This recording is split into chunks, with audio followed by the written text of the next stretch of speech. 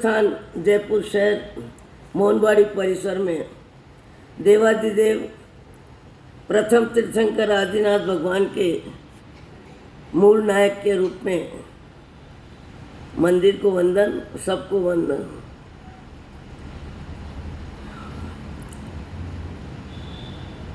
जब तक भाव जगत में वीतराग की वाणी का असर नहीं होगा, वहाँ तक हमारा भाव भ्रमण कम नहीं होगा। ये बात सुनने में बार बार आती है, सुनने में अच्छी भी लगती है, पर पता नहीं क्यों जीने में पुराने संस्कार ही हावी हो जाते हैं। 5 इंद्रियों के विषय, क्रोध, मान, माया, लोभ का व्यवसाय, परिग्रह राग, परिचय का राग, प्रसिद्धि का राग, परिवार का राग। हर भाव में जीवन बदलता है, हर भाव में परिवार बदलता है, समाज बदलता है, सब कुछ बदलता है और नए परिसर में हमारे जीवन जीने की प्रवृत्ति चालू रहती है। पर याद रखिए, जिस व्यक्ति के जीवन में परमात्मा की श्रद्धा, परमात्मा की वाणी असर कर जाती है, उसका जीवन बाह्य जगत में भी भावों की निर्मलता का परिचय सब जगह देता है।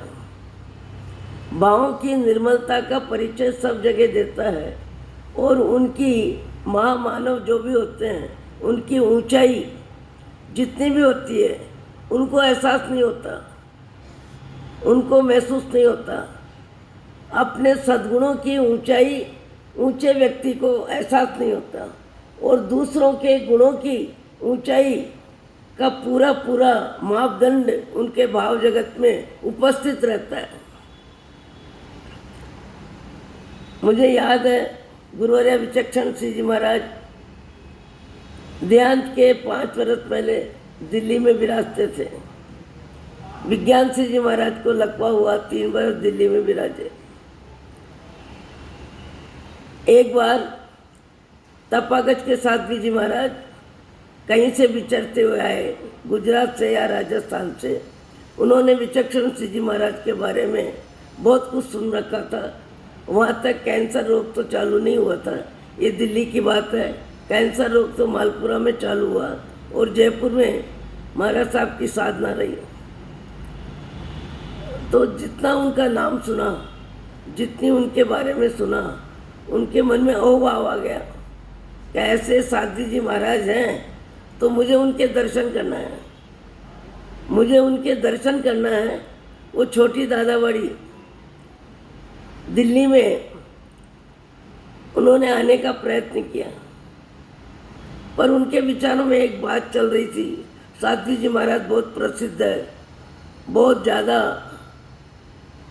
व्यस्त रहते होंगे, पता नहीं मिलने का मौका मिलेगा या नहीं, उनका साधना का समय होगा, उनका मौन का समय होगा, उनका विश्राम का समय होगा, मिलेंगे या नहीं मिलेंगे नहीं पता। बड़े उमंग से आ रहे हैं, उत्साह से आ रहे हैं, गुणों की अनुमोदना करते हुए आ रहे हैं, पर एक मन में शंका है कि इतने ऊंचे, इतने बड़े साध्वी जी महाराज मुझे मिलेंगे या नहीं मिलेंगे। गुरुवर्य विचक्षण श्री जी महाराज को किसी ने बता दिया कि ऐसे ऐसे साध्वी जी महाराज लगभग 50-60 वर्ष की उम्र के हैं और आपके दर्शन के लिए आ रहे हैं। गुरुवर्य विचक्षण श्री जी महाराज को जैसे ही मालूम पड़ा, नेमिनाथ भगवान के मंदिर के नीचे उपाश्रय में विराजमान थे और गेट कम से कम 100 फुट दूर लोहे का गेट था उस समय। महाराज श्री तत्काल उठे और उठ के डांडा लिया, ओगा लिया और तत्काल चल पड़े। और जैसे ही चल पड़े, उन्होंने दूर से देखा ये सामने से कौन आ रहे हैं। उनको किसी ने बताया यही है विचक्षण श्री जी महाराज। अरे विचक्षण श्री जी महाराज, इतने बड़े महाराज, इतने ज्ञानी, इतने गुणी, और वो मेरे सामने आ रहे हैं। बोले आपसे मिलने ही आ रहे हैं। उनकी आंख में पानी आ गया कि मैं जिनके दर्शन करने आई और जिनसे मिलने का मौका मिलेगा या नहीं मिलेगा, इन विचारों में मेरी हलचल थी भीतर में। और ये तो साक्षात मेरे सामने आ गए और आकर के महाराज साहब ने उनको साता पूछी, आपकी बिहार की साता है, आप कहीं से चल के आ रहे हैं, आप महाव्रतधारी हैं, आपके मुझे मालूम पड़ा है 39वां वर्षीय तप है, आप तपस्वी हैं, पंच महाव्रतधारी हैं, पदयात्री हैं, जीवन में सैकड़ों नियम का पालन करने वाले महावीर के मार्ग के पथिक हैं। आपकी अनुमोदना में मेरा आना कहाँ बड़ी बात है। गुणी जनों को देख हृदय में मेरे प्रेम मढ़ावे। वो साधु जी इतने आनंदित हो गए, उनकी आंखों में पानी आ गया। महाराज साहब ने उनको बड़ा वात्सल्य भाव से साता पूछी और साता पूछने के बाद कहने लगे, आप एक कमली ओढ़ो। उनको कमली ओढ़ाई। उन्होंने कहा, महाराज मैं क्या करूँगी कमली लेके, मेरे पास तो एक कमली है। आपको पता है साधु के हैं वस्त्र 2 जोड़ी 1 वर्ष चलती है, तीसरी आधी पड़ती भले हो जाए, 2 जोड़ी में 1 वर्ष निकल जाता है, इससे अधिक कपड़े लगते नहीं है। बोले मैं क्या करूँगी, मैं क्या करूँगी। देखो मुनि जीवन की महिमा, गृहस्थ के 50 जोड़ी हो तो भी और चाहिए प्रश्न उपस्थित हो सकता है। दोनों के जीवन ही अलग है, दोनों की दिशा ही अलग है, दोनों की सोच ही अलग है, दोनों का रहन सहन खान पान सब अलग है। वो साध्वी जी कहने लगे, मैं क्या करूँगी लेके, मेरे पास तो है कमली। महाराज साहब ने कहा, कोई बात नहीं, आप ये कमली ओढ़ लो, मैं आपकी कमली ले लेती हूँ, आपका परिग्रह नहीं बढ़ेगा। अरे आप ये कमली लोगे, मेरी कमली लोगे, कितनी मैली कुचैली है, मैं तो लंबी पद यात्रा से आ रही हूँ। महाराज श्री की आंख में पानी आ जाता है और कहते हैं, ये मैली कुचैली नहीं है, इसमें तप के परमाणु हैं, इस कमली में तप के परमाणु हैं, आपके साधना के परमाणु हैं। ये तो मेरे लिए बहुत महत्वपूर्ण है, लेके खुद ओढ़ लेते हैं। परमात्मा की वाणी जिनके हृदय में उतर जाती है, जिनके हृदय में स्पर्श हो जाता है, उनका भाव जगत एकदम बदल जाता है। और गुणी जनों को देख हृदय में मेरे प्रेम उमड़ावे। जो अपन बोलते हैं, आज भी कई व्यक्ति अपने जीवन में इतने ऊपर उठते हैं, इतने ऊपर उठते हैं कि अपन उनके बारे में सोचते ही रह जाते हैं। विचक्षण श्री जी महाराज के जीवन के जितने भी प्रसंग हैं, एक से एक बढ़ के प्रसंग है। और उन प्रसंगों में मालूम पड़ता है कि महामानव में लघुता कितनी होती है, महामानव में विनम्रता होती है, महामानव में सरलता होती है, महामानव में अपनी वर्तमान की व्यवस्था का अहंकार नहीं होता है, महामानव में अपनी अर्थ की ऊंचाई, अपनी बौद्धिक क्षमता की ऊंचाई, परिवार में प्रमुखता की व्यवस्था या मान सम्मान समाज में जो होता है, उससे ज़्यादा उसके भाव जगत में मान कषाय सिर उठाता है। सम्मान मिले या न मिले, पर अपमान को व्यक्ति बर्दाश्त नहीं कर सकता। अपमान को जो बर्दाश्त नहीं कर सकता, उसके भाव जगत में सम्मान की भूख तरोताजा है। सम्मान की भूख न हो तो अपमान बर्दाश्त करने में कुछ लगता ही नहीं है।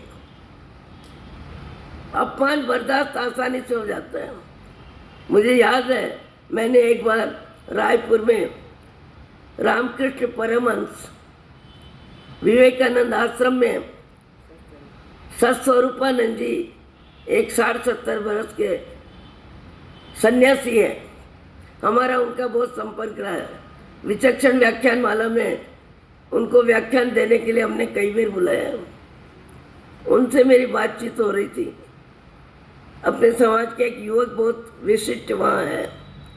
मेरी उनसे बात हो रही थी। मैंने कहा, महात्मा जी, अधिकतर लोगों की आवाज़ में शब्द आता है कि हमें सम्मान नहीं चाहिए, हमें सम्मान नहीं चाहिए,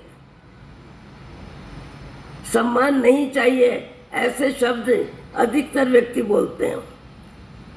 तो सत्स्वरूपानंद जी महात्मा ने मुझे कहा, शास्त्री जी महाराज, ऐसा जो बोलते हैं उनसे पूछ के देख लें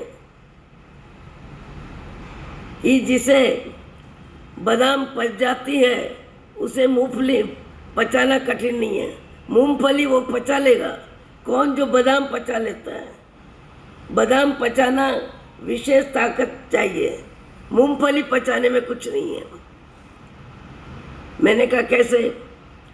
बोले, उसे बता दो कि जिसे सम्मान नहीं चाहिए वो अपमान को बर्दाश्त करेगा, अपमान में सहज रहेगा, अपमान का असर उसके भीतर में जीवित नहीं रहेगा, लंबे समय उसका विचारों में उपस्थिति नहीं रहेगी। ध्यान देना, आप सब स्वाध्यायी हो, आप सब शासन के प्रेमी हो, धर्म ध्यान की विचारधारा वाले हो। आना कोई सहज नहीं है। कहाँ से आए हैं, घर परिवार की व्यवस्था छोड़ के आए हैं और 2 महीना आराधना के माहौल में अपनी आत्मा में निर्मलता बढ़े इसीलिए आए हैं। कई जयपुर के भी हैं, बाहर के भी हैं और व्याख्यान में भी जिनकी अनुकूलता है मन की और समय की, वो आते हैं। पर अपने लिए ये स्वर्ण चांस है, अपने भाव जगत को समझने के लिए, अपने भाव जगत को बदलने के लिए, अपने भाव जगत को जांचने के लिए, अपने भाव जगत का निरीक्षण और परीक्षण करने के लिए। क्या शब्द का सत्स्वरूपानंद जी बहुत ऊंची साधना करने वाले साधक हैं। उन्होंने कहा, शास्त्री जी महाराज, जो ये बोलते हैं हमें सम्मान की भूख नहीं है, उनको कहो कि अपमान को पचा के देख लो, फिर बोलना कि सम्मान की भूख नहीं है। अपने को जांचना आसान नहीं है। जब भावों में निर्मलता बढ़ती है तो अपनी ऊंचाई उनके भावों में 9-2-11 हो जाती है। उनकी ऊंचाई दूसरे कितने भी मापदंड करे, अपनी ऊंचाई का वो एहसास ही नहीं करते। जैसे मैंने संतुलन सुनाया, विचक्षण श्री जी महाराज 50 साध्वी जी के गुणी जी, प्रवर्तनी जी, सर्वमान्य पूरे भारत में जिनकी ख्याति और जिनका प्रवचन श्रवण करने में हजारों व्यक्ति, मुझे मालूम है मंदसौर में उनका चातुर्मास था, सन 61 का भगवती सूत्र का वाचन था। उस समय राजेंद्र विलास में व्याख्यान होता था, 10 पुर के लोग आते थे, 1800 आदमी सामान्य बात, 2, 3, 4, 5 किलोमीटर, जयपुर में तो दूरी बहुत बढ़ गई। उसमें एक व्यक्ति आके बैठते थे, अपने मुसलमान जाति के, करीब 70 वर्ष के होंगे, नियमित व्याख्यान में आते थे। एक रोज कहने लगे, महाराज जी मुझे 2 मिनट में आपकी वंदना करनी है। महाराज साहब ने कहा, क्या करोगे? हमने कहा, बोलो, क्या बोलते हो? उन्होंने एक वाक्य बोला, संयम सूर है, ज्ञानी भरपूर है, विचक्षण श्री जी तो जगत की नूर है। मुसलमान भाई के शब्द है। संयम सूर है, ज्ञानी भरपूर है, विचक्षण श्री जी तो जगत की नूर है। मुझे मालूम है कल्याण सिंह जी महाराज जयपुर में वृद्ध साध्वी जी थे, मेरी दीक्षा में उनकी उपस्थिति थी। उमंग सिंह जी, कल्याण सिंह जी से मेरी दीक्षा हुई है टोंक में। परिस्थिति जो भी थी उसका कोई कारण नहीं। अभी वो जब गोचरी जाते थे, अपनी इच्छा से कहीं 1-2 घर जाने की उनकी इच्छा रहती थी। महाराज साहब उनके पाँव में हाथ लगा देते थे, अंधा था, लाज रखो। अंधाता हमारी लाज रखो। आप इस उम्र में तिरपनी लेके जाते हो, यहाँ 8-10 शादियाँ हैं और आप जाते हो अपने लिए, ये मेरे को बहुत तकलीफ होती है। मुझे याद है महाराज साहब ने उनको रोकने में आंख में पानी भी आ गया कि आप गोचित जाओ, या उचित नहीं लगता। बड़प्पन जिनमें होती है वो बड़ों का आदर करते हैं, बड़ों को सम्मान देते हैं, गुणी जनों की अनुमोदना करते हैं और अपने गुणों को पानी की तरह पी जाते हैं।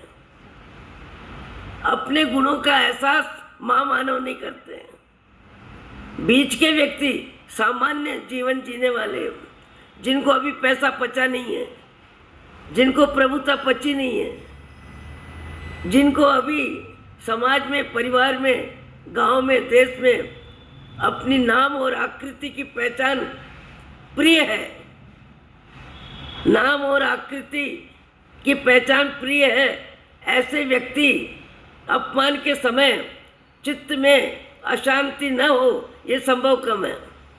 पर अपने मन को जांचना, अपने मन को संभालना और अपने मन को बदलना और महापुरुषों के मार्गदर्शन में अपने भाव जगत को योग्य बनाना, यही आपकी हमारी मानसिकता होनी चाहिए। ओम शांति, ओम शांति, ओम शांति।